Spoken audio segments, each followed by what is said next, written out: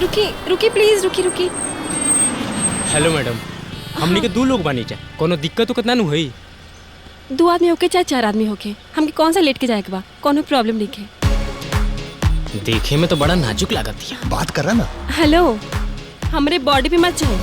अच्छे मर्द लोगन के पानी पियाल जाने नहीं हम उन्हीं दोनों भाई के पानी पिया दो, बड़ी दिन से प्यासल बनी जा। अरे ए फुलझड़ी, ई गाड़ी में हमार बुकिंग बा। तो हार बुकिंग बा मतलब तू एक सीट पे तू बैठ जाइए, दूसरे पे हम बैठ जाए। अरे दोनों सीट पे हमारे बुकिंग बा। अरे ऐसे कैसे तार दोनों सीट पे बुकिंग बा? हाँ दिखाए दादागिरी ढेर। चुपचाप बैठा एक सीट पे, दूसरे पे हम बैठब। अरे ये साहब लोग हमरा के बैजू भेजले बा। ये लड़की हमार ग्राहक बिगाड़ रहल बिया। ग्राहक बने? हाँ मतलब कि तू? हाँ हम उहे काम करेनी। तू का समझत रहलू अब तक? हे भगवान, मतलब कि ये दोनों हमके उहे काम वाली समझ के बात करते रहे लोग। हे भगवान, इतना बुरा फसले से हम बच गए नहीं आज। भगवान तो लाख लाख शुक्र बा। चल चल चल चल चल। तो हॉट खराब करी छोड़ के हमरा पीछे कहाँ आ गईला? अरे जितना दूर आइल बड़ू उतना का भाड़ा था। 1 मिनट, लखनऊ पहुँचावे के बाद भइल रहा। पहुँचौला का लखनऊ हमके, और भाड़ा चाहिए। तारा से लखनऊ के भाड़ा हम नहीं मांगत। जितना दूर आइल बड़ू उतना दूर के भाड़ा। 1 मिनट, अंगूठी बेच के देवे के बाद भइल रहा। अंगूठी तोड़ के तो केजा पैसे दे दी? ए तोहार बात नहीं के सुने के, हमके पैसा चाहिए तो चाहिए। अच्छा। तो सब बोल देनी। हाँ ठीक बा, बाजार जौन भी पहले आई ना, अंगूठी बेच के तो तुरंत पैसा दे दे। हमरा उ तो कारण जाने के बा जौना वजह से तू शादी से भागल बाड़ू, और जब तक वो हम जान नहीं जात, हम तो हर साथ नहीं छोड़ सकत।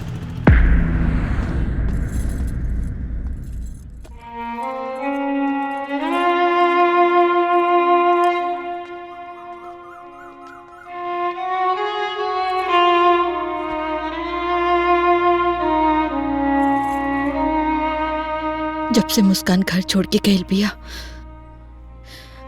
रहुआ अन्न के एक दाना न खैले बानी। खाना खा लेना। कैसे खाली? कैसे खाली मुस्कान की माई? चौना बाप के जवान बेटी घर से भाग गई होके, ओकरा गले से अन्न के निवाला कैसे उतरी?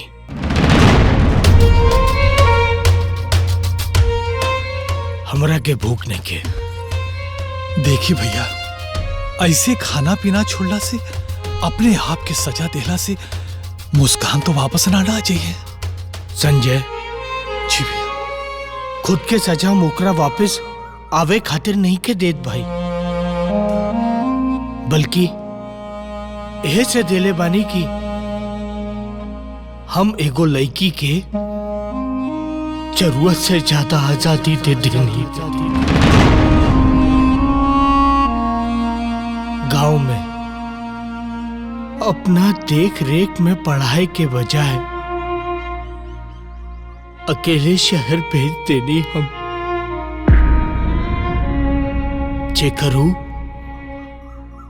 गलत फायदा उठावला। जीजा जी, हर माँ बाप के सपना होखेला कि ओकर औलाद पढ़ लिख के अच्छा काम करे। रुआ भी तो मुस्कान के भविष्य खातिर ओके पढ़ेला शहर भेजले रही। हाँ साला साहब,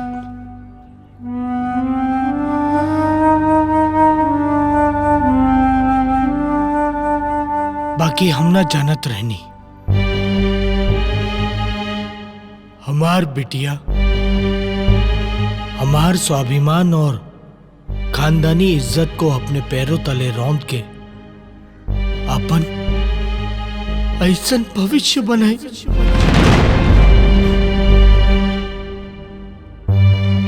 पापा,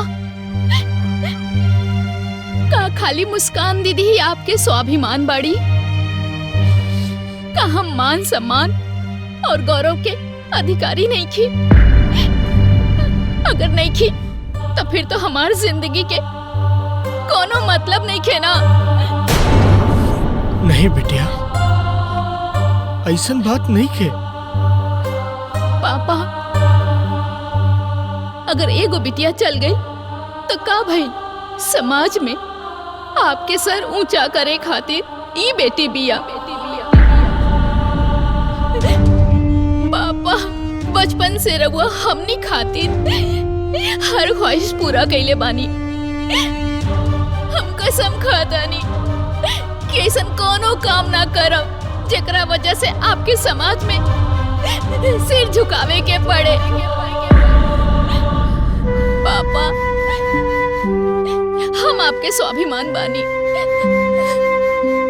हमरा खातिर तो खाना खा ली ना। खा लेना।